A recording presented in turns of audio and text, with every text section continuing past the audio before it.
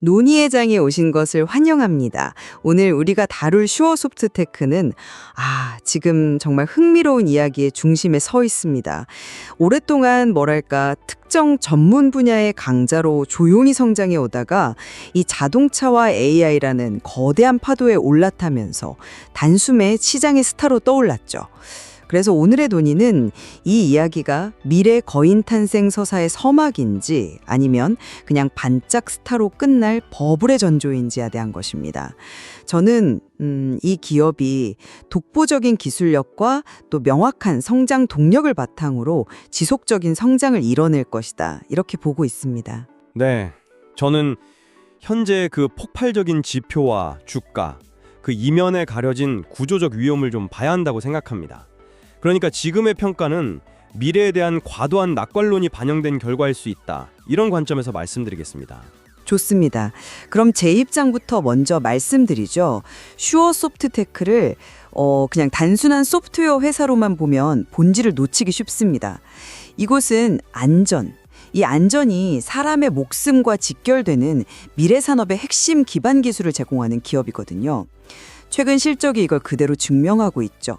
자, 2025년 3분기 영업이익이요. 전분기 대비 무려 1810% 폭증했습니다. 이 숫자를 어떻게 봐야 할까요? 저는 이걸 소프트웨어 기업의 영업 레버리지가 폭발하는 그 순간이라고 해석합니다. 이게 마치 거대한 댐을 짓는 것과 같아요. 수년간 막대한 고정비를 들여서 즉 소프트웨어를 개발할 땐 이익이 거의 없지만 일단 완성되고 나서 매출이라는 물이 일정 수위를 넘어서는 순간 이익이 좁은 수로로 흘러나오는 게 아니라 그야말로 댐이 터진 것처럼 쏟아져 나오는 거죠. 1810%라는 숫자는 바로 그 임계점을 돌파했다는 강력한 신호라고 봅니다. 잠깐만요. 그 지점은 정말 흥미롭네요. 방금 그 영업 레버리지 효과로 이익이 폭발했다고 하셨지만 저는 오히려 그 1810%라는 숫자가 투자자들을 현혹하는 좀 위험한 신기루라고 봅니다. 단 한 분기에 어떻게 보면 이례적인 실적이 마치 이 회사의 미래 전체를 보장하는 것처럼 보이게 만드니까요. 이런 기대감이 반영된 결과가 바로 현재의 밸류에이션입니다. PER, 주가 수익 비율이 48배에 달합니다. 이게 무슨 의미냐면 지금 버는 돈으로 꼬박 48년이 걸려야 지금의 회사 가치를 채울 수 있다는 뜻이거든요. 미래에 대한 기대감이 이건 엄청나게 실려 있다고 볼 수밖에 없죠. PBR, 주가 순자산 비율도 4.39배입니다. 회사가 실제로 가진 순자산보다 4배 이상 비싸게 거래되고 있다는 겁니다. 저는 이게 명백한 고평가 신호라고 봅니다. 네. 바로 그 높은 밸류에이션이 제가 말하려는 두 번째 포인트와 정확히 연결됩니다. 강력한 성장 동력이죠. 시장이 도대체 왜 이런 프리미엄을 주겠습니까? 바로 현대차 그룹이 추진하는 SDV, 이른바 소프트웨어 중심 차량으로의 전환 때문입니다. 이건 자동차 산업의 개념을 완전히 바꾸는 겁니다. 자동차가 더는 그냥 쇳덩어리가 아니라 바퀴 달린 스마트폰이 되는 거죠. 스마트폰이 소프트웨어 업데이트만으로 새로운 기능을 얻고 성능이 계속 좋아지듯 자동차도 그렇게 진화한다는 뜻입니다. 그리고 이 모든 업데이트와 기능의 안전을 보장하는 두뇌 역할, 그 핵심적인 역할을 바로 슈어소프트테크가 맡고 있다는 겁니다. 시장은 이 패러다임 전환의 최대 수혜자라는 점에 베팅하고 있는 거죠. 바퀴 달린 스마트폰이라는 비유는 아주 적절합니다. 하지만 스마트폰 시장을 한번 보시죠.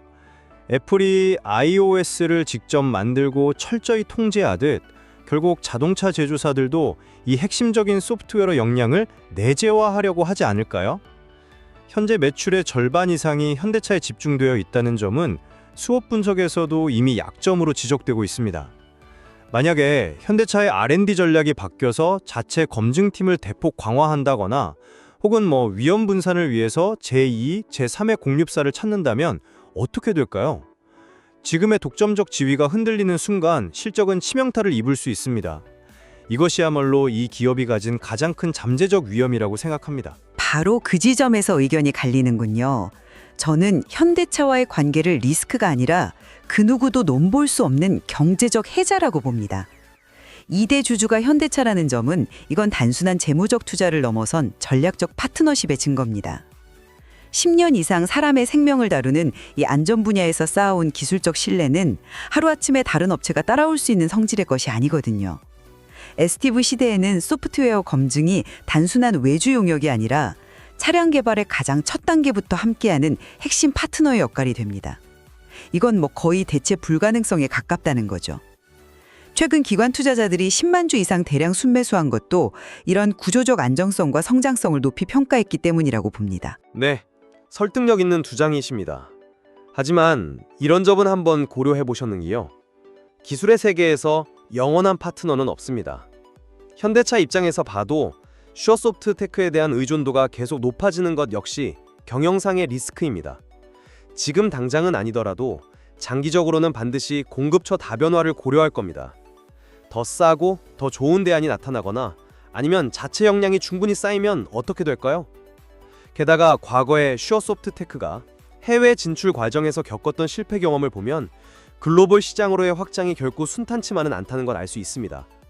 현대차라는 우산이 사라졌을 때 과연 자생할 수 있는가?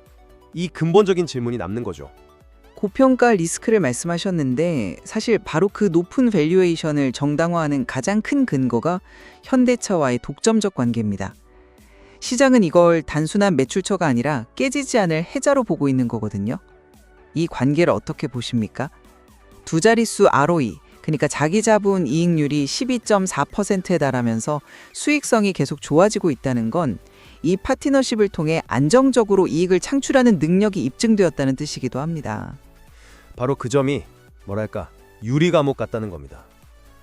지금은 안전하고 모든 것이 좋아 보이지만 외부 충격, 다시 말해 현대차의 정책 변화 한 방에 깨질 수 있는 구조라는 거죠. 수익성이 좋은 것은 물론 인정합니다. 부채 비율이 50% 수준으로 낮아서 재무 건전성이 우수한 것도 사실이고요. 하지만 이것이 집중된 고객 리스크라는 근본적인 취약점을 상쇄하지는 못합니다. 예를 들어서 현대차가 비용 절감을 위해 검증 예산을 딱 10%만 줄여도 슈어소프트테크의 이익에는 상당한 타격이 올 수 있습니다. 이런 구조적 위험을 안고 있는 기업에 PER 48배를 주는 것이 과연 합리적인가?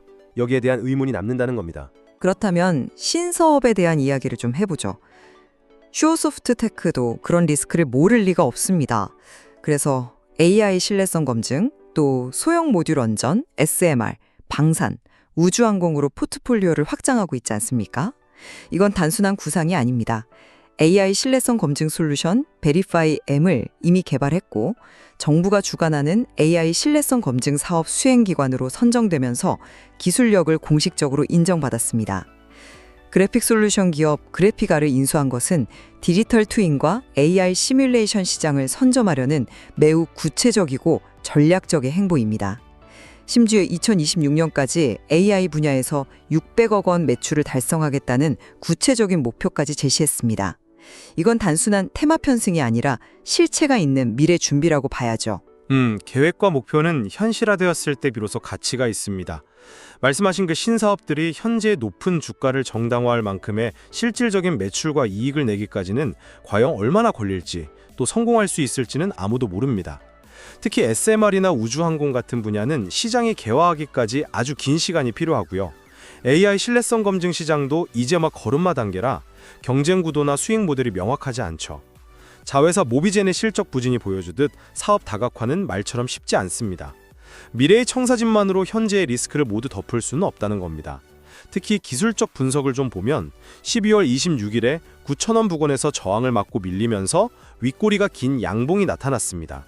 이건 단기적으로 차익을 실현하려는 매물이 상당하다는 신호를 읽힐 수 있거든요. 시장도 미래의 불확실성에 대해 경계하고 있다는 뜻이죠. 그렇게 보시는 데는 이유가 있겠습니다만 저는 이 문제를 좀 다른 관점에서 봐야 한다고 생각합니다. 신사업의 가치는 당장의 매출 숫자에 있는 게 아니라 기존의 핵심 역량과의 시너지에 있습니다. 자동차 소프트웨어 검증에서 쌓아온 그 미션 크리티컬 시스템에 대한 독보적인 노하우, 이건 AI, 원자력, 국방 등 다른 모든 고신뢰성 산업에 그대로 적용될 수 있습니다. 이건 다른 기업들이 쉽게 복제할 수 없는 자산이죠. 정부 사업 수행 기관으로 선정된 것은 단순히 기술력을 인정받은 것을 넘어서 향후 이 분야의 표준을 만들어가는 표준 제정자가 될 가능성을 열어준 겁니다. 시장은 바로 이 확장성에 높은 점수를 주고 있는 것이죠. 확장 가능성에 대해서는 동의합니다. 하지만 그 과정에 도사리고 있는 새로운 리스크도 봐야 합니다. 자동차가 디지털화될수록 해킹과 같은 보안 위협은 훨씬 더 커질 겁니다. 만약에 슈어소프트테크가 검증한 소프트웨어에서 보안 문제가 발생해서 대규모 리콜 사태라도 벌어진다면 그동안 쌓아온 신뢰는 한순간에 무너질 수 있습니다. 안전을 파는 기업에게 신뢰의 상실은 곧 기업의 존폐 위기로 이어질 수 있거든요. 이런 새로운 유형의 리스크에 대한 대비는 과연 충분한가요? 신사업으로 나아갈수록 지켜야 할 전선은 더 넓어지고 위험은 더 복잡해질 겁니다. 자, 제 입장을 정리해 보겠습니다. 슈어소프트테크는 1800%가 넘는 이익 성장으로 증명된 강력한 영업 레버리지, 그리고 SDV 전환과 AI라는 시대의 흐름 중심에 서 있는 독보적인 기술력을 바탕으로 한 성장 기업입니다. 현대차와의 견고한 파트너십은 리스크가 아닌 강력한 해자이며 기관의 신뢰가 이를 뒷받침하고 있습니다. AI와 디지털 트윈 등 신사업으로의 확장은 단순한 꿈이 아닌 구체적인 실행 단계에 있습니다. 따라서 현재의 가치는 미래를 향한 합리적이고 정당한 평가라고 생각합니다. 저는 인상적인 실적과 미래 비전에도 불구하고 현재의 주가는 내재된 리스크에 비해 과도하게 낙관적이다. 이렇게 요약하고 싶습니다. PER 48배라는 고평가 지표, 그리고 현대차라는 단일 고객사에 대한 높은 의존도는 이 두 가지는 반드시 짚고 넘어가야 할 명백한 경고 신호입니다. 신사업의 성공은 아직 불확실하며 과거 해외 진출의 어려움은 글로벌 확장이 순탄치 않을 수 있음을 보여줍니다. 결국 투자자는 폭발적인 성장 가능성과 언제든 현실화될 수 있는 잠재적 위험 사이에서 신중하게 균형을 잡아야 한다고 봅니다. 네, 오늘 논의를 통해 슈어소프트테크가 안전이라는 키워드를 바탕으로 한 강력한 기술적 해자, 그리고 SDB라는 명확한 성장 경로를 가졌다는 점을 다시 한번 확인할 수 있었습니다. 동시에 높은 밸류에이션과 특정 고객 의존도라는 구조적 위험, 그리고 신사업의 불확실성이라는 과제를 안고 있다는 점도 명확해졌습니다. 이 기업의 미래는 결국 핵심 사업의 안정성을 유지하면서 이 불확실성을 얼마나 성공적으로 현실로 만들어내느냐에 달려있을 겁니다. 제공된 자료에는 이 기업의 더 깊은 이해를 도울 수 있는 다양한 정보들이 담겨 있습니다.